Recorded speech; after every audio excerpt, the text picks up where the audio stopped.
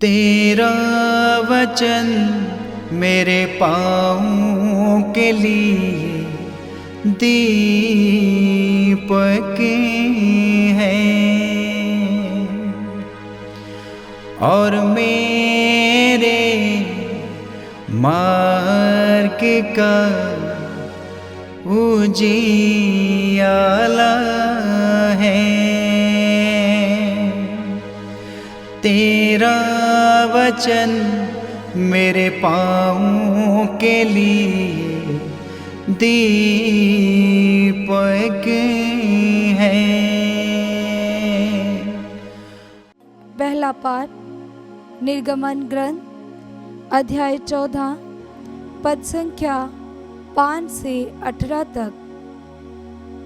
जब मिस्र के राजा को ये सूचना मिली कि इस्राएली भाग गए हैं, तो फिरौन और उसके दरबारी अपना मन बदलकर बोल उठे, हम लोग ये क्या कर बैठे?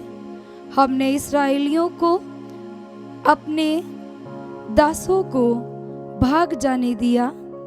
फिरौन अपना रथ तैयार कराकर अपनी सेना साथ ले गया। 600 श्रेष्ठ रथ और मिस्र के सभी रथ जिन पर योद्धा सवार थे।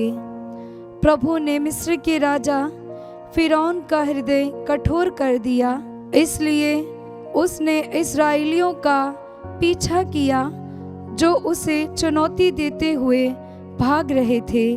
मिस्रियों ने सब घोड़ों, फिरौन के रथों, उसके घोड़सवारों और उसकी सेना के साथ इस्राएलियों का पीछा किया और बाल सफोन के सामने पी हहीरोत के निकट समुद्र के तट पर उनके पास पहुंच गए, जहां उन्होंने पड़ाव डाला था।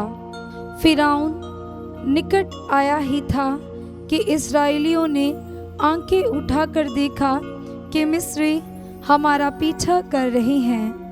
उन पर आतंक छा गया और वे चिल्लाकर प्रभु की दुहाई देने लगे।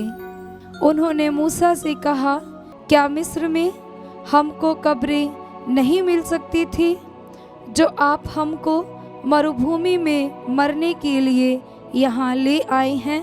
हमको मिस्र में से निकालकर आपने हमारा कौन सा उपकार किया?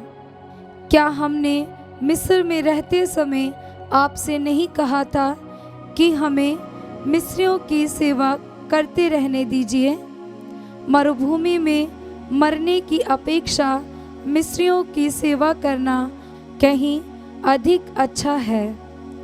मूसा ने लोगों से कहा, डरो मत, धीर बने रहो और ये देखो कि किस प्रकार प्रभु आज तुम लोगों की रक्षा करेगा।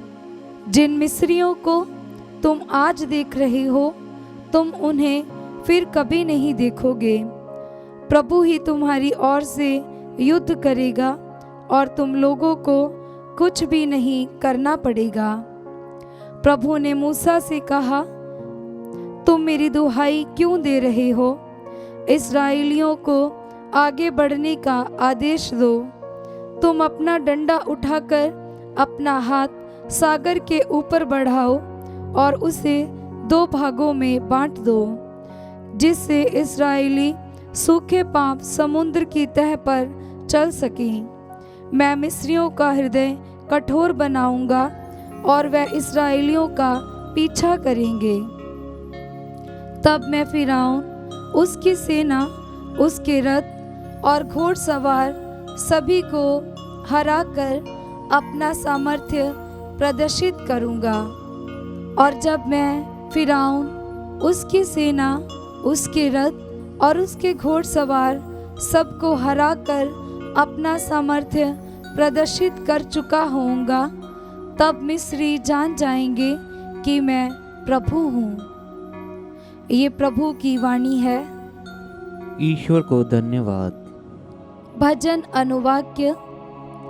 मैं प्रभु का गुणगान करता हूँ, उसने अपनी महिमा प्रकट की है। मैं प्रभु का गुणगान करता हूँ, उसने अपनी महिमा प्रकट की है। मैं प्रभु का गुणगान करता हूँ। उसने अपनी महिमा प्रकट की है। उसने घोड़ों के साथ घोड़सवार को समुद्र में फेंक दिया। प्रभु मेरा शक्तिशाली रक्षक है। उसने मुझे छुड़ा लिया। मैं अपने ईश्वर की महिमा गाता हूँ, अपने पिता के ईश्वर का गुणगान करता हूँ। अनुवाक्य। मैं प्रभु का गुणगान करता हूँ, उसने अपनी महिमा प्रकट की है। प्रभु महान योद्धा है, उसका नाम प्रभु ही है।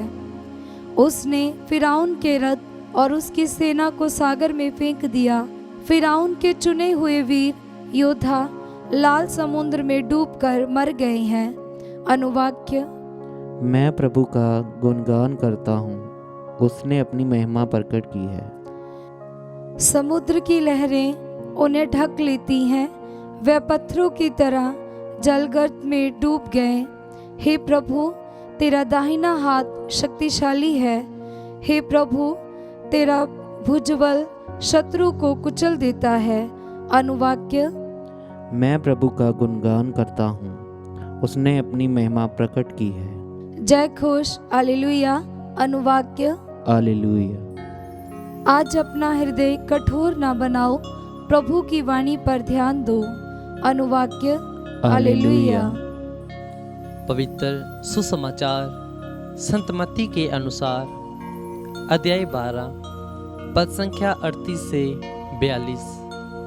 कुछ शास्त्री और फरीसी यीशु से बोले, गुरु, हम आपके द्वारा प्रस्तुत कोई चिन्ह देखना चाहते हैं। यीशु ने उन्हें उत्तर दिया, यह दुष्ट और विधर्मी पीढ़ी एक चिन्ह मांगती है, परंतु नबी योनस के चिन्ह को छोड़कर इसे और कोई चिन्ह नहीं दिया जाएगा।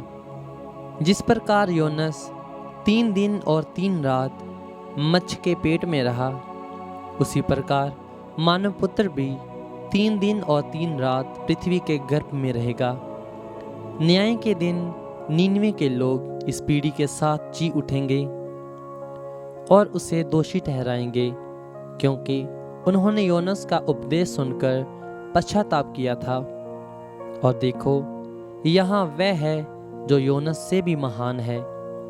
न्याय के दिन दक्षिण की रानी इस पीढ़ी के साथ जी उठेगी और इसे दोषी ठहराएगी, क्योंकि वह सुलेमान की प्रजा सुनने के लिए पृथ्वी के सीमांतों से आई थी। और देखो, यहाँ वह है जो सुलेमान से भी महान है। ये प्रभु का पवित्र सुसमाचार है। क्रिस्त की जय।